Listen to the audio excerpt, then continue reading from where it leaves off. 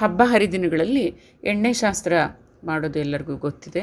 ಅದರಲ್ಲೂ ನರಕ ಚತುರ್ದಶಿ ದಿನ ಬೆಳಗಾಗೆದ್ದು ಎಣ್ಣೆ ಶಾಸ್ತ್ರ ಮಾಡಿ ನಂತರದಲ್ಲಿ ಇನ್ನೆಲ್ಲ ಕೆಲಸಗಳನ್ನು ಶುರು ಮಾಡ್ತಾರೆ. ಅದು ಮಕ್ಕಳಿಗಂತೂ ಕುಂಕುಮ ಹಚ್ಚಿ ಅವ್ರನ್ನ ಮಣೆ ಹಾಕಿ ಕೂಡಿಸಿ ಕುಂಕುಮ ಹಚ್ಚಿ ಕೈಯಲ್ಲಿ ವೀಳ್ಯದೆಲೆ ಕೊಟ್ಟು, ಅಂದರೆ ತಾಂಬೂಲ ಕೊಟ್ಟು ಅವರಿಗೆ ಎಣ್ಣೆ ಹಚ್ತಾ ಹಿರಿಯರು ಆಶೀರ್ವಾದ ಮಾಡ್ತಾರೆ, ಚಿರಂಜೀವಿಯಾಗು ಅಂತ ಹೇಳಿಬಿಟ್ಟು.